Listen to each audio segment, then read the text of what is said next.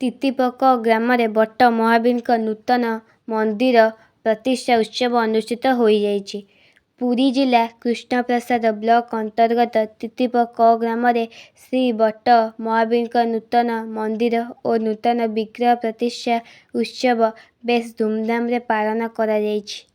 ତାରିଖ 21/11/2025 ଶୁକ୍ରବାର ଦିନ ପ୍ରାତଃ ସମୟରେ ମୁଖ୍ୟ ଆଚାର୍ଯ୍ୟ ଶ୍ରୀ ସୁରଦାସ ଓ ପଣ୍ଡିତ ପଦ୍ମଚରଣ ଶତପଥୀଙ୍କ ତତ୍ତ୍ୱାବଧାନରେ ଗ୍ରାମ୍ୟ ପୁଷ୍କରିଣୀରୁ ଯଥାବିଧି ପୂଜା ଅନୁଷ୍ଠିତ ପରେ 108 ସୁବାସିତ ଜଳପୂର୍ଣ୍ଣ କଳସ ଶୋଭାଯାତ୍ରା, ଘଣ୍ଟ ଘଣ୍ଟା ହରିବୋଲ, ହୁଳହୁଳି, ପାଇକ ଆଖଡ଼ା ଓ ନାମ ସଂକୀର୍ତ୍ତନ ନାଦରେ ଗ୍ରାମ ପ୍ରକମ୍ପିତ ହୋଇଥିଲା ଏବଂ ଗ୍ରାମ ପରିକ୍ରମା ପରେ କଳସଧାରୀମାନେ ଆସି ଶାଲା ମଣ୍ଡପ ନିକଟରେ ଉପସ୍ଥିତ ହୋଇଥିଲେ।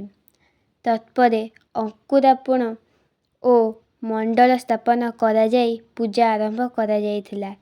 ଏଥିସହିତ ପ୍ରତ୍ୟହ ଘୃତ ଯଜ୍ଞ, ନାମ ଯଜ୍ଞ ଓ 2000ରୁ ଊର୍ଦ୍ଧ୍ୱ ଭକ୍ତଙ୍କ ପାଇଁ ପ୍ରସାଦ ସେବନର ବ୍ୟବସ୍ଥା କରାଯାଇଥିଲା ଏବଂ ଏହା କରିବା ଦ୍ୱାରା ଗ୍ରାମରେ ଏକ ଆଧ୍ୟାତ୍ମିକ ପରିବେଶ ସୃଷ୍ଟି ହେବା ସହିତ ଭକ୍ତଙ୍କ ହୃଦୟରେ ସକାରାତ୍ମକ ମନୋଭାବ ସୃଷ୍ଟି ହୋଇଛି ବୋଲି କିଛି ଭକ୍ତ ମତବ୍ୟକ୍ତ କରିଛନ୍ତି।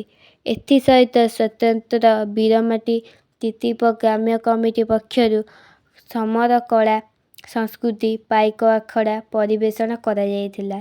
ଭକ୍ତ ଉତ୍ସବରେ ଗ୍ରାମ୍ୟ କମିଟି ସଭାପତି ଶ୍ରୀଯୁକ୍ତ ଦେବରାଜ ଜେନା, ସମ୍ପାଦକ ପ୍ରସାଦ କୁମାର ଜେନାଙ୍କ ନେତୃତ୍ୱରେ ବରିଷ୍ଠ ସଦସ୍ୟ ପ୍ରାକ୍ତନ ଶିକ୍ଷକ କାଶୀନାଥ ଜେନା, ଅଧ୍ୟାପକ ପ୍ରଦୀପ କୁମାର ଜେନା, 35 ମୌଜା ପରିଚାଳନା କମିଟି ସଭାପତି ଶ୍ରୀଯୁକ୍ତ ସୁରେନ୍ଦ୍ରନାଥ ମାଝୀ, ବିଭୂତିଭୂଷଣ ବାରିକ ସମେତ ଗ୍ରାମ୍ୟ ଯୁବକ ସଂଘ ଓ ସମସ୍ତ ସଦସ୍ୟମାନଙ୍କ ସହଯୋଗରେ 3 ଦିନ ଧରି ହେଉଥିବା ପ୍ରତିଷ୍ଠା ଉତ୍ସବର ସମସ୍ତ କାର୍ଯ୍ୟ ସୁଚାରୁ ରୂପେ ସମ୍ପାଦନ ହୋଇଥିଲା।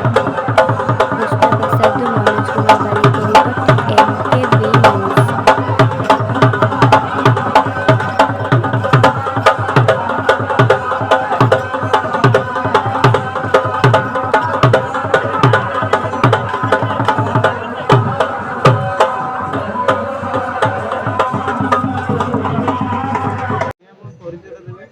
सुरेन्द्रनाथ माझी 35 मौजा परिचालना कमिटी सभापति तथा ग्रामर सक्रिय सभ्य।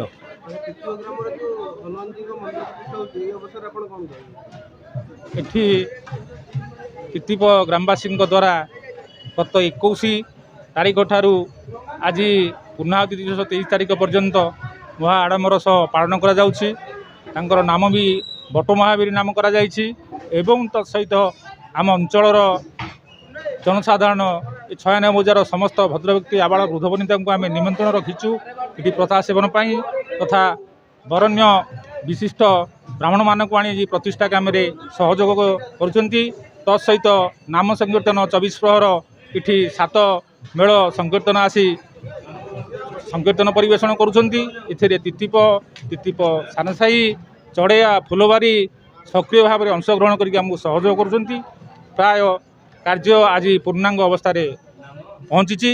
एथिपाई आमे एठी उपस्थित समस्त साधु सन्थ समस्त सहयोग आमको देउछंती। आमे समस्त धन्यवाद दौचु। तत्सहित गतकाली एक पाइक प्रतियोगिता भी आम करूँ। अंचल सुनामधन्य 4 मेल पाइक दल को डाकी काली गोटे पाइक दल प्रतियोगिता करूँ।